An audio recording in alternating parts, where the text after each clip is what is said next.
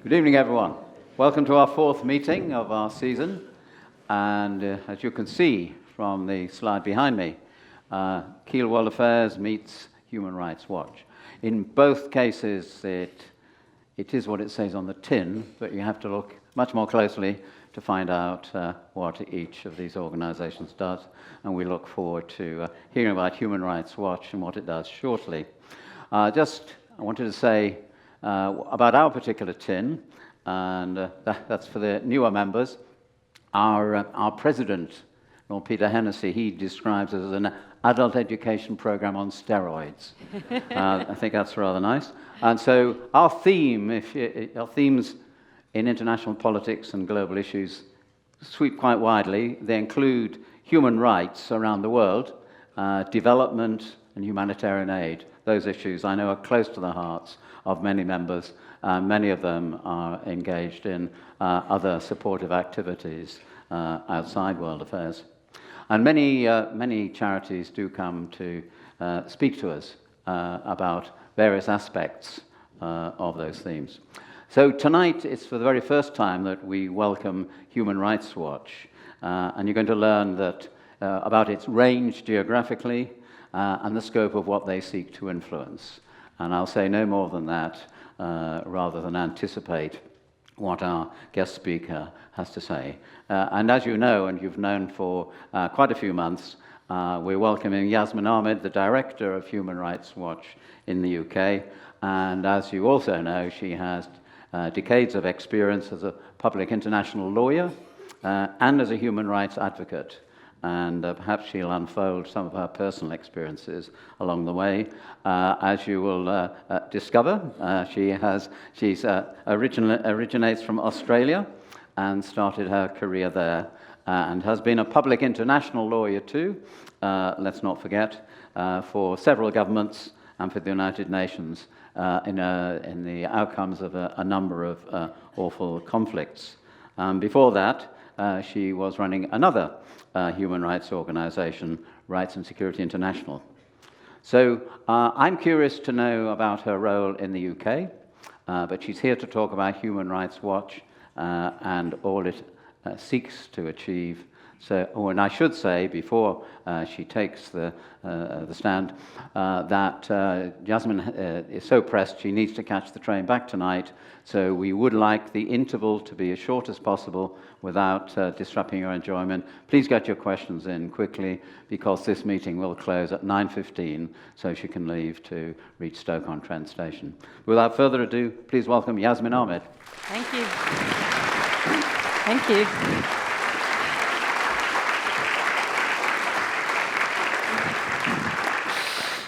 Well, what a pleasure it is to be with you here this evening.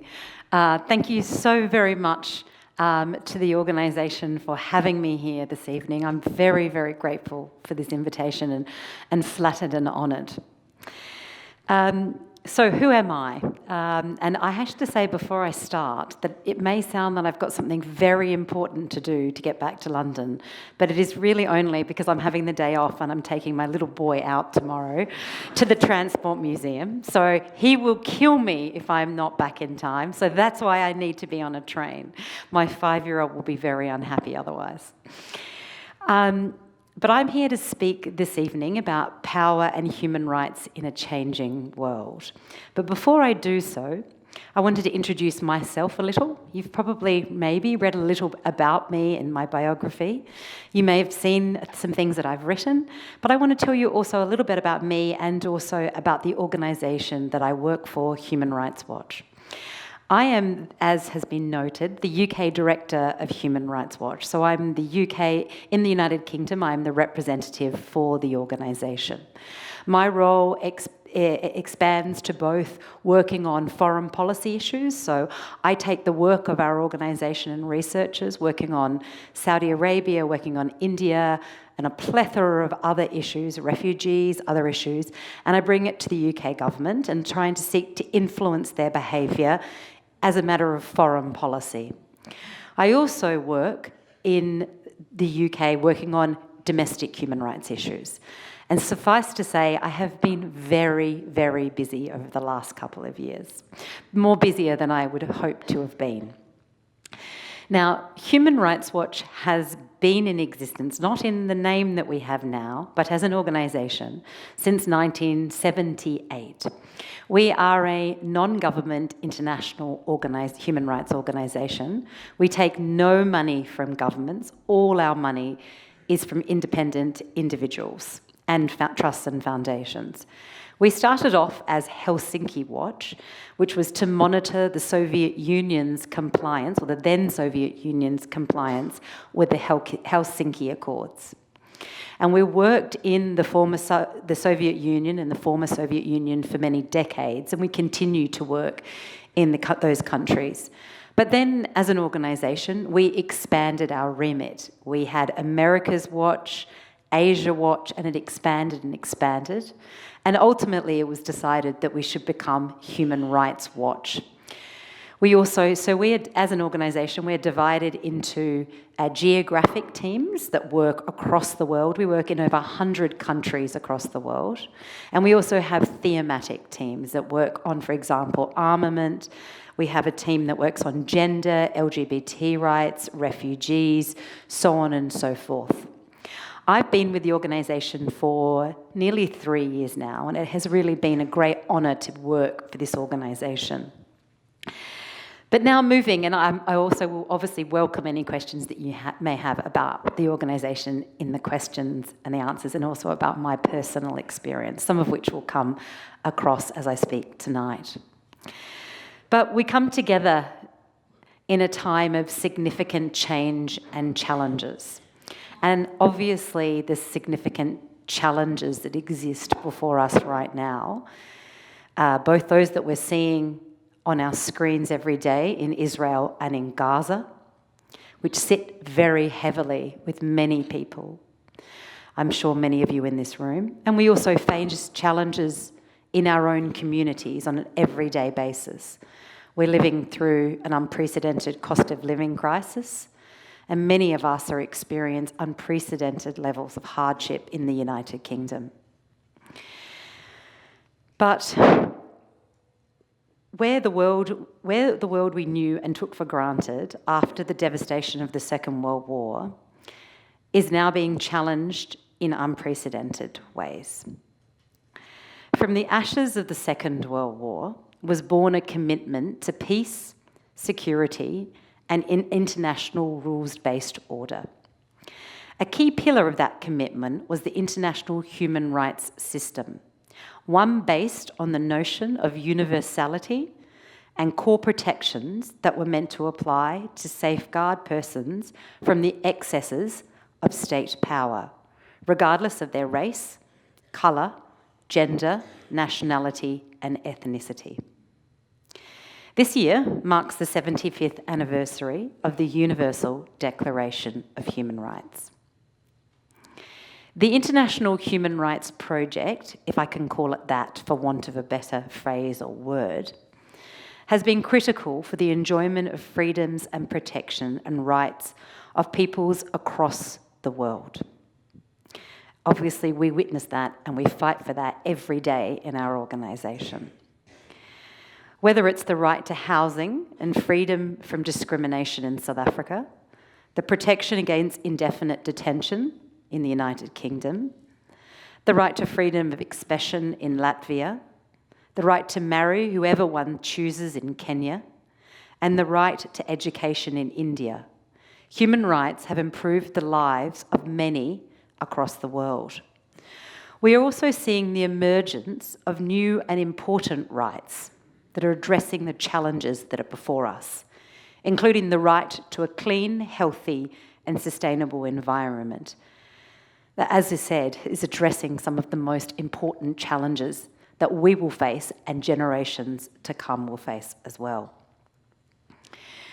But we are now at a time that the Human Rights Project is being challenged in unprecedented ways. And I have had discussions with the former Executive Director, Ken Roth, of Human Rights Watch, and the current Director of Human Rights Watch, Tarana Hassan, and many people in my field. And it is clear that the challenges that the Human Rights Project today faces are unprecedented.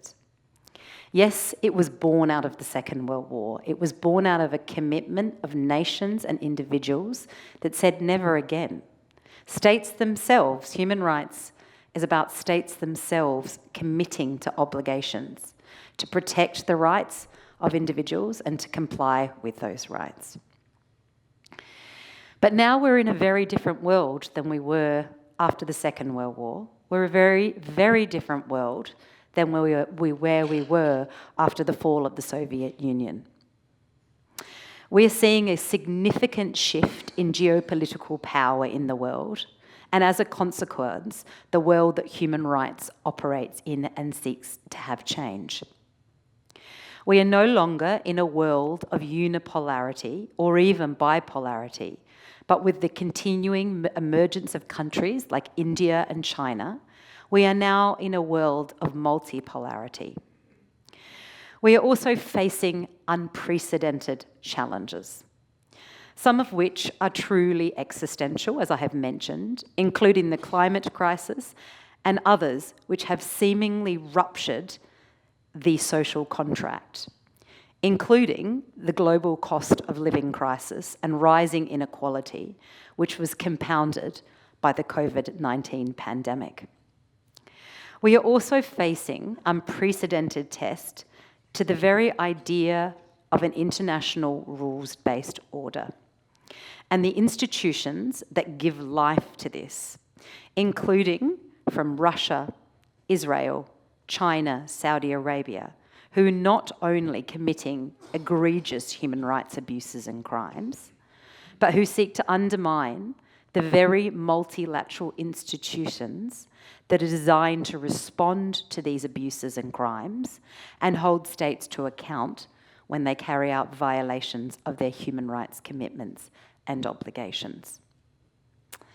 So in this talk, what I hope to do is walk you through some of the challenges that the Human Rights Project is facing in a little bit more detail, to expand on some of these and go into a little bit more detail.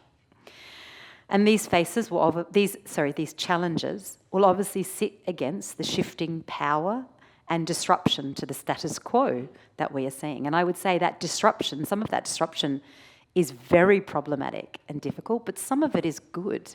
We're seeing disruption, including an assertion of rights of persons who have been discriminated against. We're seeing Black Lives Matter. We're seeing the Me Too movement. We're seeing people who were previously not heard or spoken, who had not had the power and space to speak, to challenge the status quo.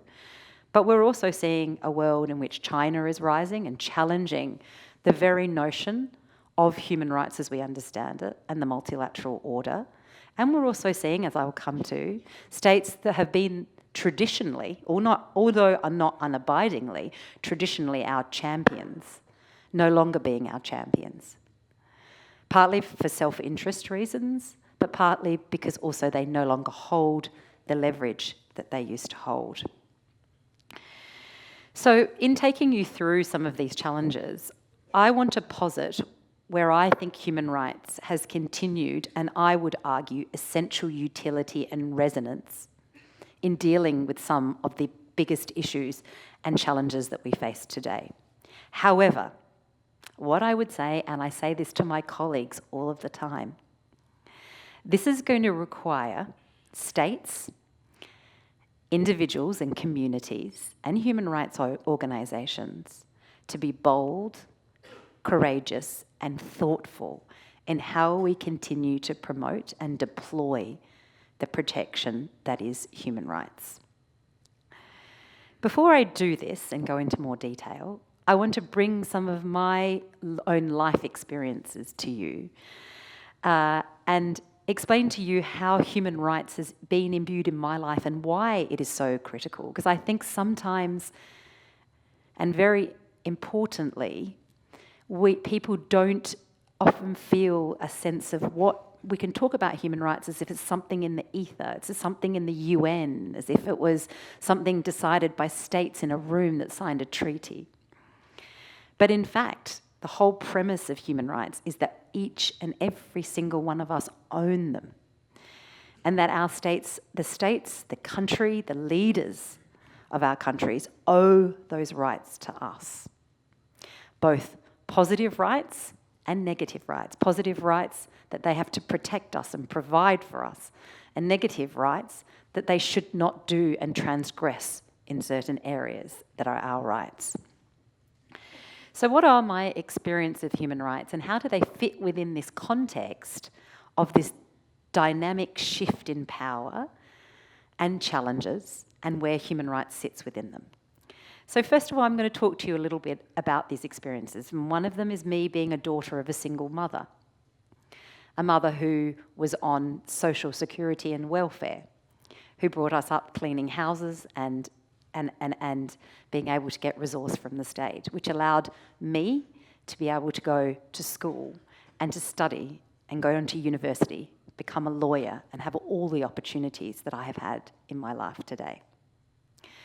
As a Muslim woman who lived through 9/11, who lived through an experience of living in a liberal democracy with human rights that were embedded in the law, who saw those eviscerate before her very eyes. As an international human rights lawyer who practices international human rights law and sees the functionality of rights, but also sees areas where rights can sometimes not be enough, or I should say, are not sufficiently protected and given effect to, and as an advocate. So I will start now by talking about the age-old problem for human rights and how my experiences speak to thee. So for me, one of the age-old problems for human rights is the vulnerability of rights in the context of crisis and when they are sacrificed in the name of political expediency. So when governments respond to crises that undermines commitments to fundamental human rights, and in so doing, I have found in all my work, they undermine an effective response to that given crisis. And also I have seen human rights being undermined by the weaponisation of certain marginalised and vulnerable communities for political gain. So as I said, I was a young law student in Adelaide, Australia, where I was brought up. And I will never forget 9/11 happening. And I will never forget my uncle turned to me. He's not my blood uncle, but he's such a close family friend that I call him an uncle. And he said to me, things are going to change. We have to think about what that's going to mean for us as a Muslim woman, as part of a community. What is that going to mean? And I had been studying human rights and constitutional law at university. And I turned around with my 21-year-old naivety and said, no, that just cannot happen. We have laws, we have human rights protections, we have institutions. That cannot happen in Australia. That cannot happen in the UK. That cannot happen in the US. And then before my eyes, I saw it happen. I saw some of the most fundamental rights to not be arbitrarily detained, to not be racially profiled, for states to ensure that they're adequately protecting vulnerable communities.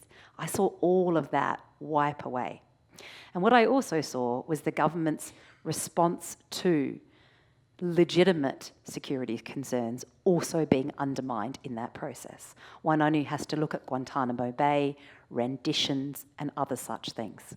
So obviously we know when crises happen, states often respond in a way where they think they need to set aside human rights, but in so doing, they actually undermine their very response.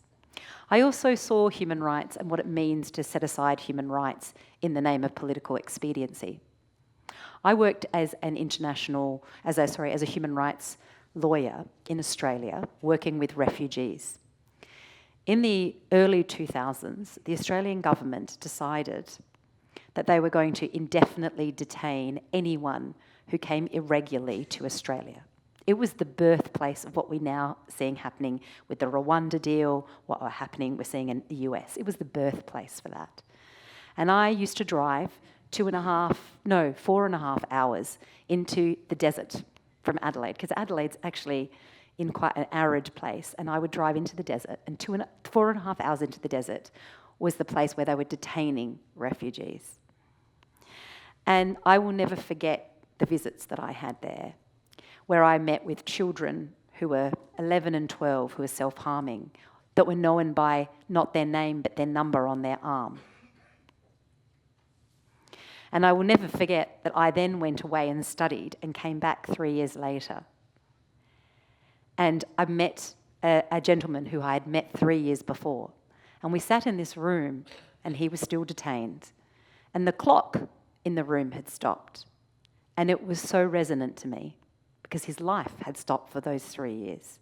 My life had kept going. I'd gone to university, I'd travelled to Sweden, I'd done many things. His life had stopped. And all the while, in this political context, the government was utilising and continues to utilise, as we've now seen in the United Kingdom, the rights of the most marginalised, and undermining those for political expediency. I've also seen how human rights, though, has a positive effect, and what it can do and give life to. As a young woman, I spent a lot of time in South Africa. My father is, in fact, a professional cricketer, and he played for Pakistan, but he went to South Africa after he retired and worked and played cricket there and coached. So I spent a lot of time in South Africa. And what I saw in South Africa was the hope of human rights, of what human rights can deliver and provide in a country that has unchained itself from a system of systemic discrimination and is trying to deal with the underlying discrimination that continues to exist in that country. I saw human rights give effect to ensure that people had adequate housing, people had adequate education. It was not by no means perfect, but you could see the way that human rights was given life to in addressing some of the systemic discrimination that was embedded in a society that continued to exist even after apartheid was dismantled. I then, unfortunately, have had the chance, unfortunately I say because it is with a heavy heart, I had the chance to work in Israel and on the conflict in Israel and Palestine. And in that situation, we as Human Rights Watch have come out very clearly that Israel is committing the crime of apartheid and persecution against the Palestinian people. As many of you will know, obviously I can speak to the current situation, but the Palestinian people have been under violent occupation for over half a century. That violent occupation is apartheid, a crime of apartheid, because it's the policy of the State of Israel that Jewish people, it's written down, Jewish people should dominate over the Palestinians. And that's given effect to in a number of different ways and given life to through a number of different human rights harms. Whether that's displacement of communities through settler violence, which is supported by the Israeli state, which is in itself a war crime, or through the near absolute suppression of civil and political rights of the Palestinian people. Just last year, 6 prominent human rights organisations in Palestine and Israel were shut down. But in that situation, unfortunately, because the government has not had the appetite to, and there's not been sufficient pressure from multilateral institutions and the other governments, that oppression continues to today. Obviously, I'm very happy to also talk about the violence that currently exists in Israel-Palestine. I think it is very, very important to note that nothing justifies any violence. And my speaking about the context of the oppression of the Palestinian people is in no way to say that I condone or in any way we accept the violence of Hamas. We have been unequivocal as a human rights organisation that a war crime is a war crime no matter who it's committed by, and it has been committed by Hamas. But we also know that Israel has committed war crimes and is committing war crimes through the siege that it has currently imposed, a complete siege other than a trickle of humanitarian aid into Gaza, and has been committing war crimes continuously for a number of decades against the Palestinian people. I also want to talk to you about the positive aspect of human rights in my life. As I mentioned to you, I was the daughter of a single mother, and it really was because of social security and the right of an adequate standard of living that was given effect to through universal social protection in Australia that I stand here today, that I had the life I had the resources I had, and I could be able to achieve my dreams. But not just achieve my dreams, to live a dignified life, to have enough food on the table, to be able to go to school without being hungry. These were things that I think meaningfully meant my life was so much better as a result of the protection of economic and social rights. And finally, I want to give you an anecdote that I think is really important in the context of thinking about the challenges of human rights, is the crisis of confidence that I see now in the multilateral system and in the idea of universality of human rights. And that really comes about through the double standards of states. As I mentioned to you before, human rights is a system that really only operates because states have agreed to comply with these obligations. They now have obligations in the form of treaty or general international law. And states must provide that protection. And multilateral institutions are there to give life to that when our voice is not strong enough, or to help elevate our voice, where other states can put pressure on states to ensure that they're complying with our rights. And what we've seen in the current context, and we have been seeing for a number of years, is double standards and how they are undermining the international system that we have today, the multilateral system. So, for example, we saw quite rightly the international community mobilising around Ukraine. Mobilising, I would say, in an unprecedented way since, I would even say, the Second World War. It mobilised around it incredibly effectively. There was a ICC investigation opened, despite Ukraine not even being a signatory, or nor Russia, to the ICC.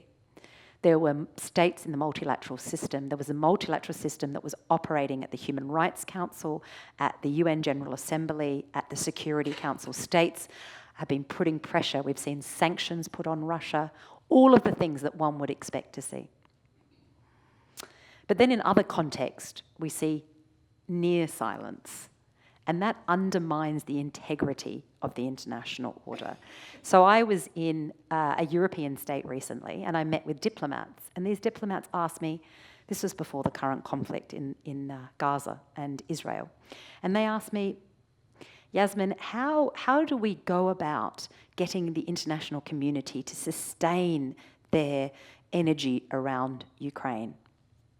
And the only thing I could say to that state was, when you're looking into the eyes of diplomats and officials from African countries and you're asking for their help on this, and you are voting down and against resolutions at the Human Rights Council that address structural racism, you're not going to be getting their support. When you ignore or you allow to lapse issues on Ethiopia, on Sudan, what are you saying to the rest of the world? And when you are all but nearly silent on the war crimes that are committed by Israel, what are you saying about the international order? You're undermining the integrity of that order. So I'm now going to I'm going to take a step back, and they were some of what I wanted to do was provide you with some of my personal reflections about how some of the challenges that human rights and how that's I've seen and experienced that in my life. But I'm going to step back now and talk to you a little bit more about, and build on some of that, and talk about some of the structural challenges that human rights is going through right now, and we as an organisation are really grappling with. Because our big question that we're asking ourselves is, what role do we as human rights activists and practitioners have in challenging the abuses that happen in the world? What's our role in making the world the way we want to see it, in making sure people's rights are protected? And so this is an existential question that we as an organisation, and I certainly as an individual, ask myself all the time. So one of the things that I've noticed and that's made me think about human rights is a system that is predominantly about obligations of states towards individuals that are within their country, or what we call their jurisdiction, where they have control over. And something that's been very interesting that we've been talking about at Human Rights Watch, and I've been thinking about a lot, is the fact that now power, traditionally, and certainly after the Second World War, and traditionally we've seen, is power was held in the hands of states. But that's not true anymore. If you think about how power does still sit with states, but now we're seeing more and more power sit with corporations, with companies. We can see that with tech companies, big pharma, oil companies. And we're also seeing the role that corporations and companies are playing in our everyday life, in our domestic politics, increased as well, in terms of corporations delivering of essential services, such as states outsourcing of responsibility to private actors in healthcare and in other services. So what we're seeing now is, as a human rights firm, we're saying, how can we ensure that human rights are protected when your human rights are affected not by the state that owes you the obligation, but by a company? What does that look like? And we've seen that play out in a number of situations. For example, we've seen it in relation to Shell and what happened in the Niger Delta when there was an oil spill and it affected all the natural environment and individual rights there. We've seen it playing out again and again with big companies in a number of different ways. Tech companies, as I mentioned, big pharma companies that are impacting the right to access to health and other such things. So the way that international law deals with this at the moment is that it says that, and human rights law, is it says that states have obligations to you as an individual and companies have responsibilities to you. And I will come back and talk briefly about what that looks like and how, whilst power is shifting and whilst power was traditionally with states, and that's where human rights obligations exist, human rights has been able to evolve and respond to the fact that companies now have power and that your rights are going to be increasingly, and the rights of individuals across the world are increasingly impacted by companies and corporations and non-government actors. So another thing that's challenging from a structural perspective of human rights is this idea that states, we're talking back at states, the states only have obligations in relation to persons within its jurisdiction. And it extends to the responsibility of companies as well. Companies have responsibilities within where it has particular power, where it has control, and states as well. And we've seen that there's been significant issues around that in terms of when states operate extraterritorially. So when they're operating in Iraq or Afghanistan or elsewhere, what happens if you are an individual who's been bombed by ISAF in Afghanistan and you're a civilian, and you say that in fact this was a serious violation of international humanitarian law and a breach, obviously, of fundamental human rights. My family have died as a result of this. Where do I go? What do I do? Who owes me rights in this context? Because I'm sitting in Afghanistan and the country that's violated my rights is across the other side of the world, but they have acted in my country. So that's another challenge that human rights has faced. How does it respond to violations of states that happen outside its borders? And similarly for companies like Shell, how does it respond to companies that operate through subsidiaries in other states or operates through a supply chain? And I'll come to that. So another one of the challenges that we faced as a human rights organisation is that our traditional model was very much, whilst obviously we have a global community of states that makes up the United Nations, a lot of human rights organisations, I would say very honestly, have focused on who we would call our champions of human rights. And our champions of human rights have traditionally been Western liberal democracies. But what we're seeing, and as I mentioned this earlier, a real challenge for us as a human rights movement is that these states have less and less leverage. We're seeing the global majority countries like India and China and Africa as a continent growing in prominence and power in the world. We're also seeing, as a result, the diminishing power of our allies. And as a result of that diminishing power and leverage, there's also an inclination for those states to put human rights on the back burner when we're doing trade agreements with the Gulf Cooperation Council, which includes Saudi Arabia, Bahrain, UAE. The UK has not put human rights at the centre, labour rights at the centre of any of its agreements.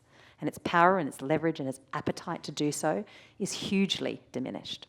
We're not going to be raising the same issues, if we ever did, with Saudi Arabia about its border killings of its murder of Ethiopian migrants on its border, because we're relying on Saudi increasingly for energy, particularly as a result of Ukraine. So what we're experiencing is a world and a shift of power between states, which is impacting how we as a human rights community, where we put pressure, how we operate. And it's certainly a challenge for us. And what we're seeing as well in relation to that is the rise of populism in a number of the countries, which were our traditional allies as well, where human rights has certainly, even domestically, been put on the back burner. I would go to the UK government now and I ask them to be a champion of civil and political rights, of civic space globally. But how do I do that with a straight face anymore? And how do other countries take that with a straight face when the government has just passed numerous pieces of legislation which undermine the most fundamental protections around protest, freedom of association, freedom of assembly? It's very difficult now. Our allies are no longer the allies that we had for a multiplicity of different reasons. I think the other challenge that we found through human rights, for human rights as a system, as a project, it is, since the Second World War, it has been seen by many to attach to elitism. And by that, what I mean by that, it's very much about this human rights is happening by people in Geneva or in tables around the world where people are signing agreements. And it's not about us, and it's not about a vision that we see in the world.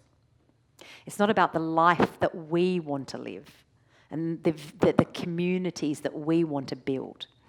And I think that's been a very big challenge. And I think what we've seen is actually the shift in, traditionally you had these allies, so to speak, who would be able to put pressure on other countries, or who themselves were, there was always obviously room for improvement, but on the whole, we're going in the right direction.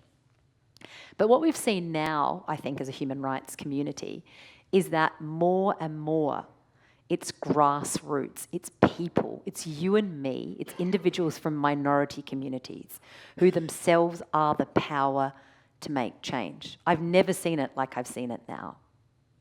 And so for us as a human rights community, it's a lot about how do we empower you to work and to protect your rights, to stand up for your rights, to work with your communities. I've spoken to you about double standards. I think one area that I would like to talk to you about, I think this, which has been a really big challenge, and probably one of the most existential challenges for the human rights community, has been the rise of populism, as we've seen it now, where essentially we've seen authoritarians or populists offer pledges to shield the population from an unstable world by offering security and economic prosperity in exchange for reduced political freedoms or means of accountability. And what do they do? How do they do that? They often feed off and perpetuate narratives of grievance and fear, which they say, and they argue, justifies repressive measures or a failure to deliver on actual improvements. We've seen that, we currently see that in India. We saw that in Brazil under Bolsonaro. We saw it in the US under Trump. We're seeing it in Italy. And we're seeing some forms of it in the UK as we speak now. Obviously, we're not an authoritarian state, but as I said, I'm talking about also populism here. And this is obviously an existential threat to human rights, because human rights are seen as discardable. In fact, human rights are seen as the antithesis of power and retaining power to populists and to authoritarians. But why? That is obviously an existential question. But we've been thinking very deeply as a human rights movement about why is that the case? Why are we now, and I would argue, and some of you may disagree, are we at a time where we're seeing populism rise and authoritarians embedded as we've never seen it before? Really a challenge to the global order that we set up after the Second World War. And one of the big things that we have come back to and looped on again and again is the fact of the breaking of the social contract. Many, many individuals don't have faith in the social contract anymore. And why is that? So much of it points to us to deepening poverty and inequality, which is certainly what we see unravelling the social contract. And what it is forcing us to do as a human rights community is address economic and social rights in a way and put it to the fore in a way we have traditionally not done. Traditionally, we have focused very much on civil and political rights. And I would say there's probably a political reason for that too. When we talk about the economy, we get into many much deeper questions around how we govern our society and the ideology that underpins that governing. Civil and political rights, I would argue, are somewhat easier, are more black and white. But we cannot afford to be doing that any longer. We have to look at economic and social rights. We have to put a spotlight on that. And I think all organisations are doing that now. We're looking and challenging the inherent structural economic inequalities embedded in our national and international systems. So in 2022, for example, we see economic inequality has become, I think, one of the, obviously, setting aside climate change and other issues, has become one of the pressing global priorities. We've seen economic inequality across the world reach levels not seen for decades, with the very richest in society amassing unprecedented levels of wealth, while billions of people struggle to realise their rights to an adequate standard of living. And obviously we all know that that was compounded by the COVID-19 pandemic, and that inequality is felt disproportionately by people within marginalised communities. We've also seen globally international institutions pushing policies of austerity, which have had crippling effects on global majority economies, and imposing, or supporting, I should say, targeted poverty support that has proven to be ineffective, as opposed to having universal social protection. We just released a report a few months ago which evidences that the IMF, for example, their loan conditions in 38 countries since 2020 are compounding poverty and inequality, posing a major threat to socio-economic rights across the globe. For example, one of the countries that we looked at Jordan, we looked at Pakistan, and in Pakistan, they're seeing, for example, facing the worst economic crisis in history, with skyrocketing inflation, currency depreciation, food and fuel shortages. And one of the major reasons for this, is the IMF's insistence on austerity, removing subsidies for fossil fuel without having sufficient universal social protection, raising taxes, and a market-determined exchange rate. Another of the challenges that we face as an international community is the push now, which is quite right, to deal with structural injustices and the legacies of colonialism. We are now going through a global reckoning. In the UK, we can see that. We can see that on many different levels. There are many reports that have been issued by parliamentarians, by government bodies, which have outlined the systemic structural discrimination that people of colour face in this country. We just have to look at the Windrush scandal to see but one example of that. We see the UK government, for example, failing to support global initiatives to deal with racism, including at the Human Rights Council. And shockingly, we see the UK government continuing to refuse to address some of its more recent colonial legacies. And one of those is in relation to the Chagossian people. I don't know how much you know about this, but in the 1960s, the UK government had one of its overseas territories, the Chagos Islands. And it decided that it did not want to decolonise those islands for a number of different reasons, one of which was because the US decided that it would be a very strategic place to have a military base on. Diego Garcia is one of those islands. So what did the UK government do? They said, we want to have this, allow the US to have a military base, and we don't want it to be decolonised, because that would require it either going to the indigenous people or to Mauritius. So our solution to that is to remove the entire indigenous population from those islands and place them on the shores of the Seychelles and Mauritius and leave them with absolutely nothing. And to this day, those individuals, some of whom are now in the United Kingdom but are sprawled across the world, some of those individuals, all of those individuals, I should say, have been blocked from returning to the islands. Despite numerous court challenges, the UK government will not allow them to return. There has been no compensation at all provided to them. And the UK government are currently negotiating with Mauritius to potentially hand over sovereignty, but it is not clear that that will include the right to return for the Chagossians, nor will it include any compensation for them either. Obviously, another thing that human rights is grappling with, as you will all know, is the climate crisis and environmental rights. How do we as a human rights community respond to this? The climate and environmental crisis obviously has existential challenges, but it also very much on a very visceral level affects human rights. The right to health, the right to a healthy environment, the right to not be displaced from one's land, so on and so forth, are impacted by the climate crisis. So we've got health, food, water, sanitation, adequate housing, and cultural rights. We know there are island nations currently who are the First Nations who are starting to have what they would call virtual nations. They are putting their entire nation on the internet and grafting it properly so that when they go underwater, they will still have a nation and a community. So how are these solutions? How does human rights deal with these solutions? And I'm going to end here. And I'm going to argue that human rights does have an answer. It doesn't have all of the answers by any means, but it does have an answer to these things. So what you'll see when we go back and we talk about the structural issues around corporations, what we have seen is courts finding corporations liable for the human rights abuses and damages that they have caused.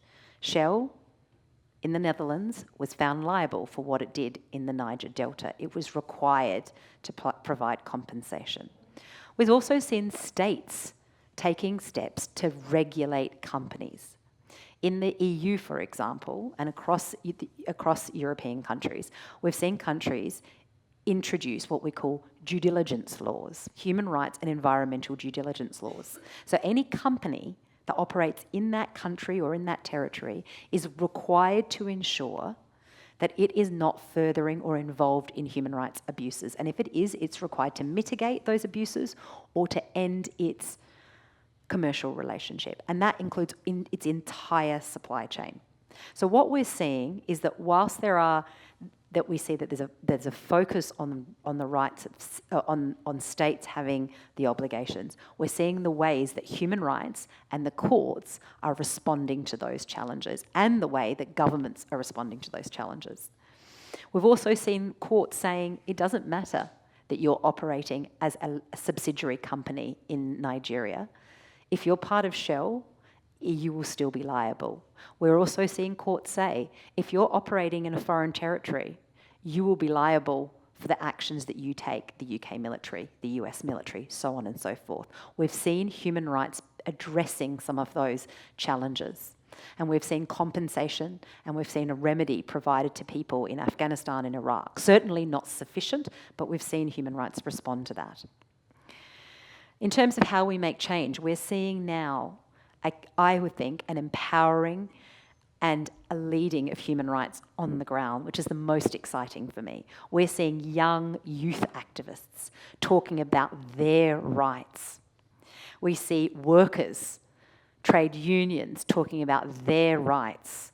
We're seeing racially diverse communities standing up and saying no more to discrimination.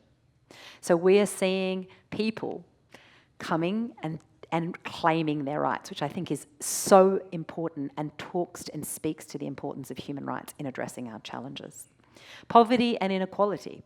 We are seeing the human rights movement coming up with thoughtful policy responses on what does an equitable economy look like. One that centres and promotes universal social protection. One that ensures that everyone has access to core public resources. On racism, we're seeing countries and individuals grappling with issues of reparations, whether that's Germany in relation to Namibia or the UK in relation to Chagos. Individuals who've been harmed by this are standing up and using rights as a means of remedying those harms. And we saw the same with the victims of Tulsa in the US.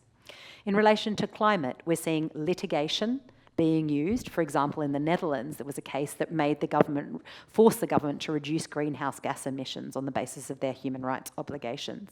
We're seeing the right to a healthy environment. We're looking at loss and damage. How do states respond to the issue of loss and damage, and what does that look like when the majority of states who are affected by climate change are not the ones that themselves have contributed to climate change? So all of that is to say it's a whirlwind tour, I would say, of the challenges that we face as a human rights movement. But I don't want to end, and I hope I haven't ended on a negative note. I want to end on a note which is positive, to say that I see human rights every day and more being taken up and being lived and being utilised by the people who are affected, by individuals like you and me and individuals across the world. And that's what human rights is. It's a vision of what the world we want to be.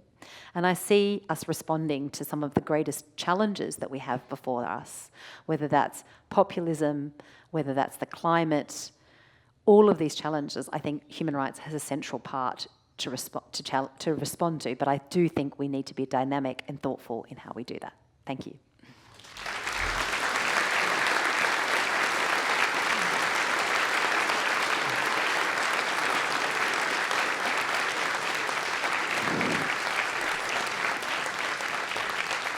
Thank you very much. We've got about 35 minutes for questions. There's loads on the table. We have microphones here. I will try to take some mic questions, but be concise. And this is a complex subject, as you know. So both questions and answers can be complex. There's an overwhelming list of a bunch of questions here, about 6 or 7, about Australia. And I'm just going to read out some of them. I just can't get through them all. Val, why do you think Australians have voted against the Indigenous voice referendum? What's next for the Indigenous people of Australia? Right. And what's your view on it? And I think the one that puts it more strongly is by Chris Nibbs. Will Australian Indigenous persecuted people ever get a say in running their own country after last week's constitutional referendum change was rejected? Over to you, Jasmine. Thank you. I haven't been in Australia for 14 years, despite the accent. So apologies if I'm not as well informed. I think what it does reflect is there is still deep division and still deep inequality, and that the society in Australia has not healed and moved, despite what we saw over the last, decade or so, where there was an apology to the Indigenous people. There has been acknowledgement in ways that there haven't been before. But really what we can see is that structural inequality and addressing the discrimination of Indigenous people is not really, is not being taken forward. I do think that politically it was a very unwise decision to have a referendum on an issue like that. I think you see in most instances when you have a referendum on such social issues, it's usually voted against. So I think it was a really unfortunate way of putting this issue to the Australian people, but that is not to say that it does not obviously reflect the sentiment of a majority of the Australian people. So I think it's a step backwards for any healing between the community. It's a step backwards for actually dealing with discrimination that Indigenous people face. And I do think it means a long, long way forward for where we need to go as Australians and as a community. So I think it's deeply, the hurt that I have heard and have experienced through family and friends there is very deep, particularly friends who are from the Indigenous community. I'm going to take a question from Philip Stenning. He's actually offered two really interesting questions, one of which is about the right of freedom of religious practice and freedom of thought, given that several religions deny other rights that we consider human rights. For example, women in countries such as Afghanistan, they deny the right to education, etc., etc. So he sees this as a sort of conundrum. Would you like to unpick that briefly for us? Yeah, from a human rights law perspective, the right to freedom of religion is not an unqualified right. So it is not a right that you can exercise in a manner that would impose and deride any other human rights, whether that's be the right to freedom of expression, sorry, it's getting late here, anything around hate speech, any issues around gender. So essentially the way it works is that rights such as freedom of religion have to be married against and coupled against and balanced against other rights. It cannot be that those rights supersede other fundamental rights. And that is very, very clear. But it's also in the other way that we've seen, for example, in places like France, for example, where there have been issues around women wearing the hijab, going and working in public institutions, for example, where we say, well, what's the counterbalancing right in that circumstance that would mean that those women shouldn't have the ability to exercise their freedom of religion in those circumstances? So I think when we talk about freedom of religion, it is very contextual, but it certainly isn't one that should be, freedom of religion shouldn't mean that certainly, we've seen it in context where, as whoever asked it, we've seen freedom of religion and belief utilised by many different religious communities to undermine rights of women, LGBT communities, so on and so forth, and that's certainly not the way that human rights law operates. And I'm going to take two, what I call philosophical questions about human rights, global, if you like. Jonathan Lovett, and they're two different ones, but if we take them together, if you don't mind. Jonathan Lovett, can a person lose their human rights? And if yes, then in what circumstances? Adrian Cartwright asks, does each human right require an equally weighted human responsibility? So for everything provided for us by the state, what is it reasonable for the state to expect from us? Yeah. So I would say you don't lose your human rights. You can never lose your human rights, but I think the way to look at it is that human rights, not all human rights are absolute. So the freedom of expression, the right to peace, the right to association and assembly, freedom of religion, so on and so forth. Some of these rights can, in fact, and will need to be in certain circumstances, limited by the state. So that's the way that human rights law operates, is that you don't ever lose your rights. You always have rights, but many rights are qualified rights. There are certain rights like the right to life, the right to be free from torture, the right to be free from arbitrary detention, which are absolute rights. They can't be limited, but there are rights that can be limited. So that's how human rights law operates. I think certain governments would like to see individuals lose their rights. For example, we see the current UK government wanting to classify people who come here irregularly as not being entitled to rights, which is completely false. Everyone has a right to seek asylum. No one's rights are lost by virtue of how you may arrive in a country and seek asylum. Responsibilities, the way that human rights law, so the human rights law is the paradigm which speaks to what rights the individual has in relation to the state. And why it speaks to that paradigm is because the state has power over individuals. The state in its economically has power over individuals in terms of the police, the security services, so on and so forth. It has power over individuals. The idea of human rights is that the state needs to exercise those powers responsibly and ensure that in so doing they take account of individuals' rights. So human rights law does not see individuals as having responsibility to the state, but what it does speak to is individuals having responsibility to other individuals. So human rights law, and that responsibility comes in relation to, for example, when you're talking about hate speech or other things where you cannot go and claim that you have human rights to freedom of expression when, for example, you may be engaging in hate speech. So that's the way that human rights operates on that level, that essentially the state has a significant amount of power over individuals within its jurisdiction, and it must exercise that in light of the rights of those individuals. Hazel Glover. Jasmine, you've opened our eyes and made us aware of the violations of human rights across the globe, and it's reassuring to know that your organisation is watching. Please would you give us some examples of the way in which you've been able to intervene and bring about change? Yeah, sure. That's a nice one, thank you. Okay, so a few ones. The year before last at the Human Rights Council, which is basically one of the multilateral bodies where states come together and can do things in relation to human rights, and it's in Geneva. The UK government was hosting COP at the time, I think it's COP26, if I'm correct in my numbers, in Glasgow. And there was a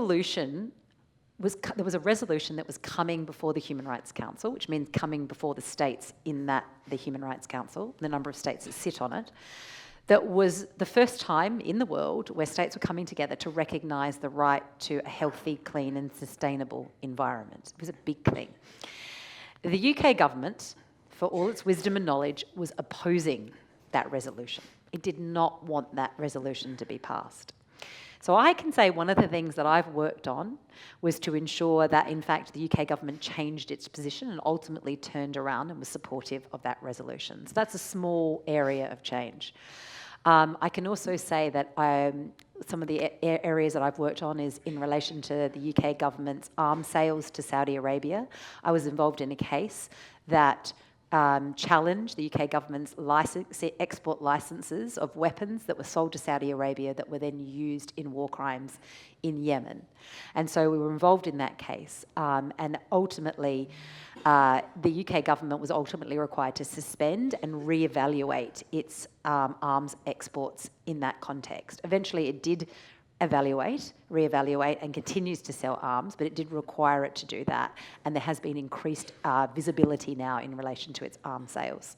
I think other areas where I feel proud of what we've done is in relation to the apartheid report that we put out in relation to Israel and Palestine, where we haven't changed the situation on the ground for Palestinians, as you will obviously know, but we have changed significantly the knowledge and understanding that the international community and states have of what is happening on the ground, and that this idea of moving towards peace cannot happen until there is a respect for rights. So I think there's other places and ways, but I feel that some of the wins, and I think this speaks to this, that some of the wins are very specific, like the Human Rights Council and the right to a healthy environment. Some of them are much broader, about raising awareness about an issue. Some of them are in relation to a specific legal case that is challenged. But I think it speaks to the fact that challenging and working on human rights is done in different ways, and it's often a very, very long-term game. If anyone's desperate to use the microphone, put your hand up if you want a microphone question, please. Any takers? Nope. Anyone upstairs? Right. I heard the upstairs gallery is always the troublemakers. I didn't say that, did I? Dave Woodward, what can the liberal West do to get the likes of China and Saudi, etc., to change their attitude to the human rights of their citizens? It's a good question. So, I mean, I think it's one of the ultimate questions that we're asking ourselves now is how do you get somewhere like China to change? So some of the things that we are working on at Human Rights Watch and we're thinking about in relation to our China strategy is around business and human rights. So looking at how we can ensure that any goods that are coming from China are not being produced in Xinjiang in conditions that would amount to forced labour. So using your pressure in countries like the United Kingdom or the US or Canada or in the EU to be able to say, at least from a commercial perspective, any businesses that are operating in our territory will not be complicit or involved in those human rights violations, with the idea that hopefully the incentive of those violations goes down. I think the other ways that we are obviously continuing to highlight and put pressure in multilateral fora. For the first time ever, there was a resolution put at the Human Rights Council, and it doesn't seem very significant, but it really was, and it was only marginally defeated, but a number of states actually put their name to the resolution who never would have before, and which called out China for its human rights violations in Xinjiang and elsewhere. There's been increased pressure and investigation into what's happening internationally. So really, I think there's a different. We're also looking at for China as well, looking at how we address Chinese transnational repression as well, because we're seeing that Chinese repressive tentacles, operating in countries, including in the UK, around freedom of expression of students and so on and so forth. So, and then finally, looking at how we and governments can be supporting diaspora communities and also communities within China who are supporting human rights as well, and working with local and grassroots communities in diaspora communities. So I think there's no one silver bullet in terms of how you respond to China, but I think a multiplicity of ways. I think with Saudi Arabia, I think like China, the difficulty is the point of leverage. What leverage do you have over, does the US and the UK and other countries have over Saudi Arabia? And that is really quite minimal leverage now. We're increasingly, as I said, relying on them for natural resources and energy. We don't have the same political clout, and particularly post-Brexit, to be very honest, we just don't have the political clout that we did. So I think we have less and less, but we still have the ability to call them out, and we're pushing, obviously, the UK government to do that. And also to use the leverage it does have, which is its military and security cooperation with states like Saudi Arabia, and say, if you continue to hold, for example, the UK national, one of the UK nationals, Ala, who's a human rights activist who's been held in jail for now for years now in Egypt, you need to be thinking about using the leverage that you do have, which is security and military assistance, to be pushing them to do something. Philosophical question coming up, another one from Ian, and I think he's got a historical perspective here as well. Whenever a foreign power or empire has tried to set up, in inverted commas, new states, and inverted commas, they seem to manage to meddle too much and cross tribal and natural boundaries. Can this be undone? And he references Israel-Palestine, but there are plenty of other examples you could choose. It could be Tibet, it could be Afghanistan. There's loads of examples in our current time, and there'll be many in the centuries past. Would you like to give some thoughts on that? Yeah, I mean, I think that from my perspective, the problem is that I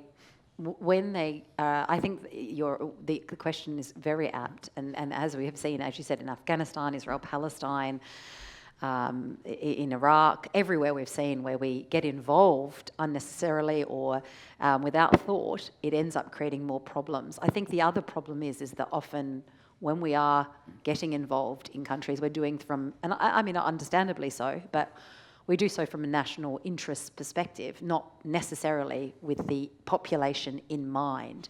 And so what ends up happening is the political calculations are driven in the UK's interest or, say, the US's interest, as opposed to what's in the interest of the individuals in that community. And what we've seen in Afghanistan, for example, that human rights were set aside in the name of security. We saw it again and again with the way that the UK government in particular had relationships with warlords and others that they thought was important for their security while they were in Afghanistan, that really undermined the integrity of the kind of democratic institutions and any faith that people had in any of the democratic institutions in Afghanistan, which eventually led to their complete collapse when the UK withdrew. So I think in a lot of, and obviously absolutely with the British mandate in Palestine, to what extent were we thinking about at that time as a mandate power? We had a responsibility and obligation towards the people in that country at the time, and we completely and utterly abrogated our responsibility. Similarly in partition in India and Pakistan. So I think that, there's one argument, which is a separate argument, which is about whether intervention is ever a good idea or not. But I think when you do, and if you do intervene, the problem is that are you really putting the rights and respecting the rights of the individuals within those communities? Are you putting them first, or are you putting your interests first? And I think the answer is obviously usually very clear. Switching quickly to tech from the history books, and one of our members says, you mentioned states and corporations with power, but what about the power of social media in marginalising minority groups? So he wonders whether human rights applies there. And Tricia Melling wonders whether AI, artificial intelligence, is on your radar in connection with human rights. Yes, very good questions. So yes, I think social media and the use of social media to spread misinformation, and is certainly used by populists, but by others to spread information and to create division is very, very problematic. I think we need to be very careful from a human rights perspective in how you regulate social media and technology. You want to do it in a way that ensures that when things cross the line in terms of hate speech and division, that you are adequately addressing that, but you don't do it in such a way that is suppressing freedom of expression. And obviously what we've seen in states is that many states will use this idea of internet regulation as a means of taking down content, or forcing social media to take down content of people that are challenging state power. So I think it needs to be very carefully done, but I do think there is a responsibility, certainly from a human rights perspective, for governments to be adequately regulating, but in a way that's mindful and thoughtful. And we would say that it should never be done in a way that suppresses freedom of expression, particularly freedom of expression which is challenging governments and government action. In terms of AI, yes, it's not my area of expertise, but it is certainly on our lips in terms of, and on our minds in terms of how does human rights help to think about the adequate regulation of AI, because it is going to be, and it is already a significant issue globally. And we already see AI in the form of surveillance and other measures having disproportionate effects and impacts on certain communities, with facial recognition and other such things. And I think the question about how AI is, again, adequately regulated to ensure that we're taking account of the impacts of AI is very important. I'm going to turn to the vexed question of Israel and Palestine again, because there are quite a few questions on that. And I think if you just sort of sum up your view, but can I give you the flavour?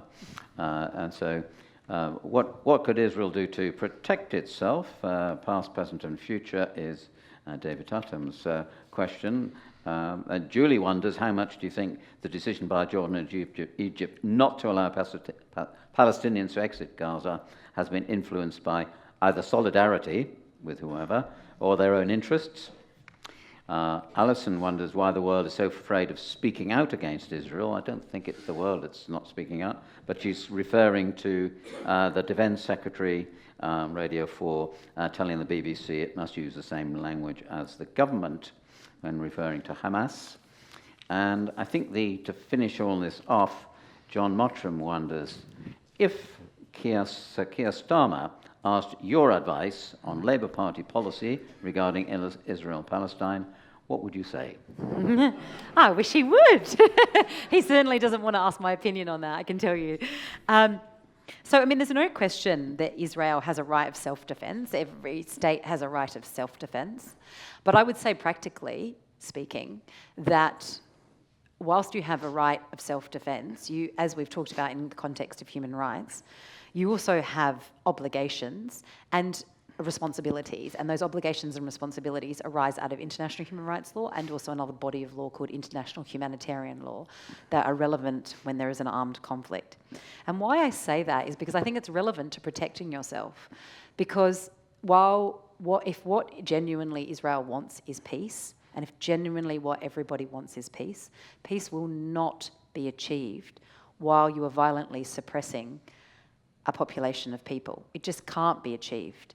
Now, obviously, that does not undermine the right of Israel to act in self-defense against Hamas, but peace is just not going to happen while Palestinians are fundamentally deprived of the most basic human rights, of freedom of movement, of freedom of expression, of association, of the right to housing, of the right to self-determination. None of these rights are on a daily basis and violently quashed against the Palestinian people, to the extent that we've said that Israel is committing the crimes of apartheid and persecution.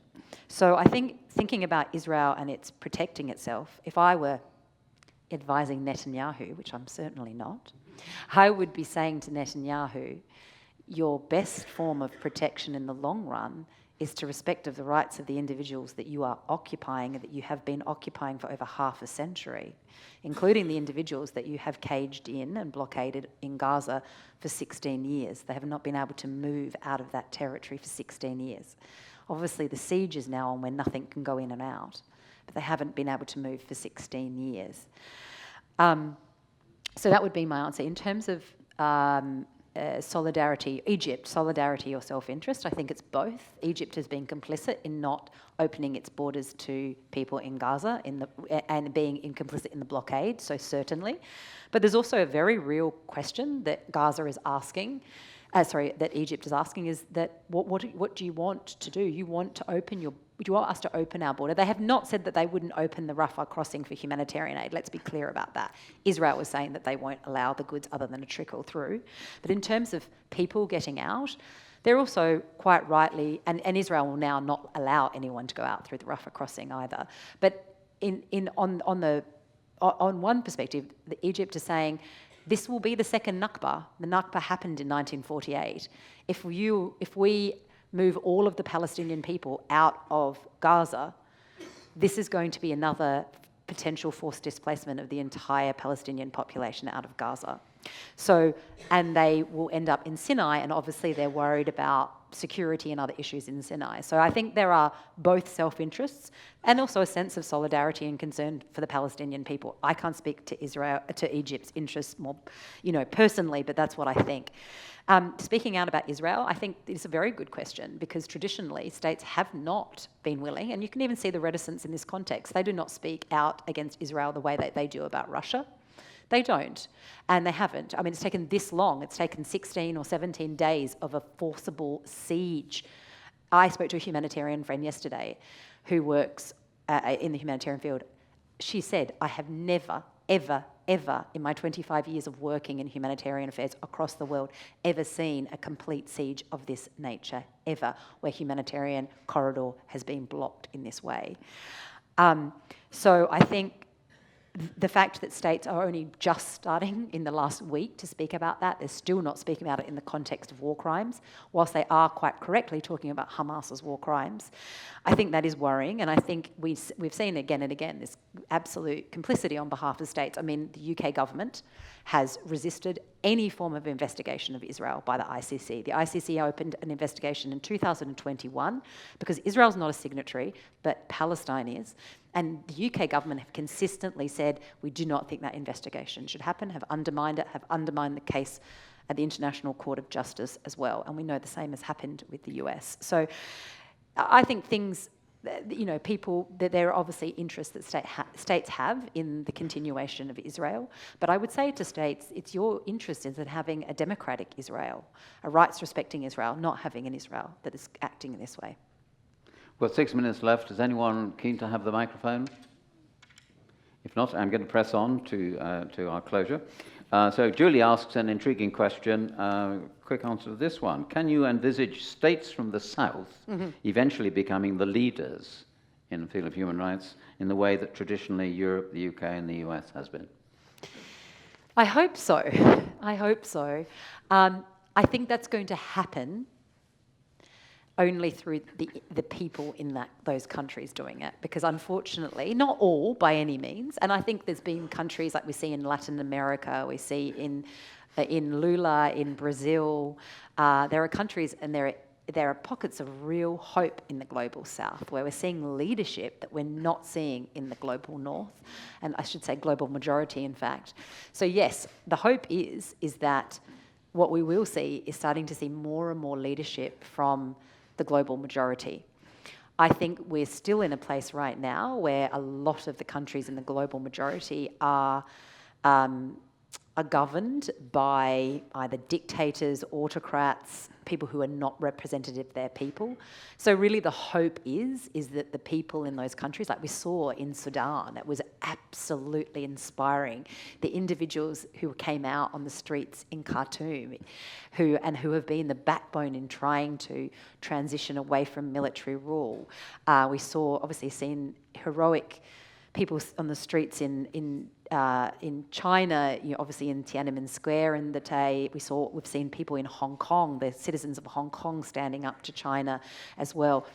Our hope is that it's the individuals. It's a long, long running battle we see from the Arab Spring. It's not always successful, but the hope is, and I think that's what our role is partly, is to be acting in solidarity with those individuals so that more and more, because there's no division, I would say, between the global north and the global majority of people who care and who want human rights. We all want them, but it's the extent to which we can put pressure and have leverage over our government to ensure we have those rights.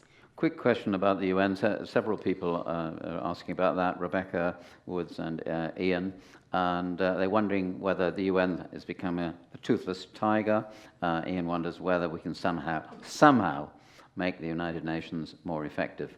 Wonders whether your organization can gain any teeth and anyone else can improve it. I think it is in some regards a toothless tiger, but it's not entirely ineffective, which I would say. It's ineffective to the extent that the Security Council is basically held hostage to vetoes by China, Russia, US.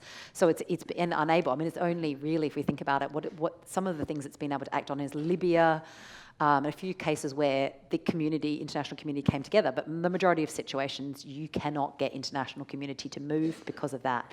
But we have seen things move. Today there was the General Assembly, there was a special session of the General Assembly that was set up to talk about Israel-Palestine because America had vetoed a resolution at the Security Council that merely spoke about a cessation of hostilities to the extent that a humanitarian corridor would be imposed, but they refused. They've vetoed that.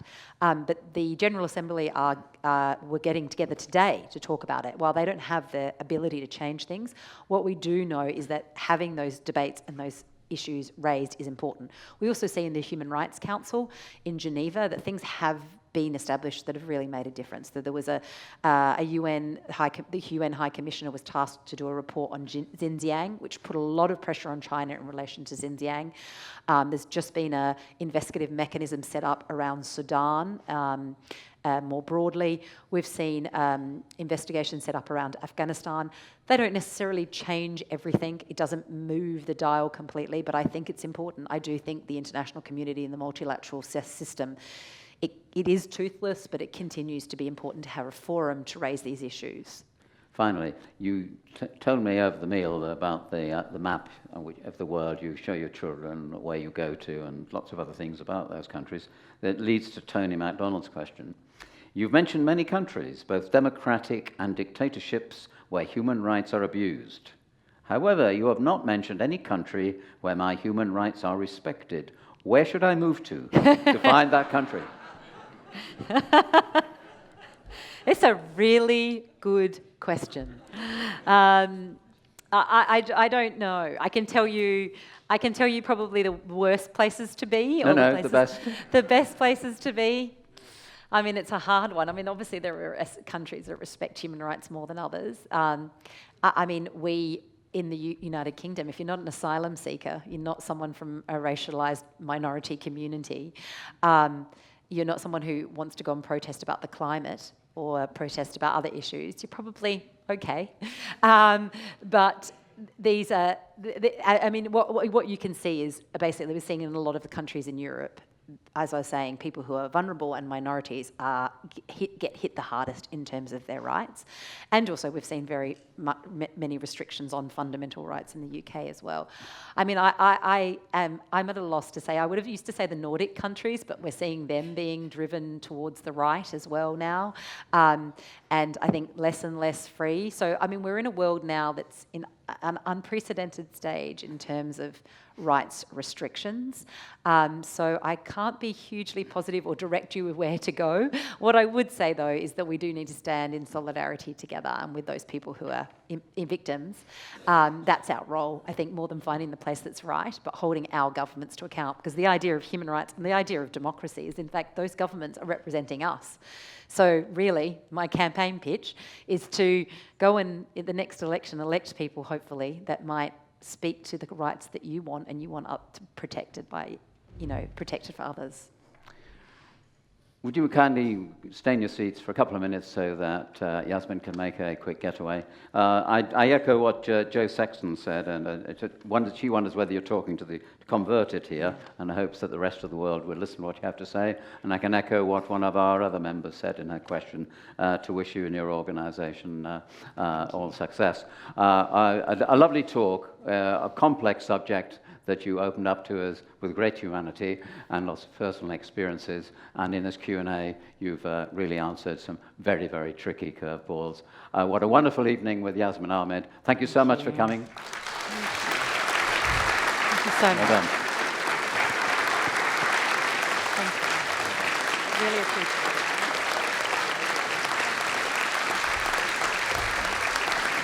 Thank you.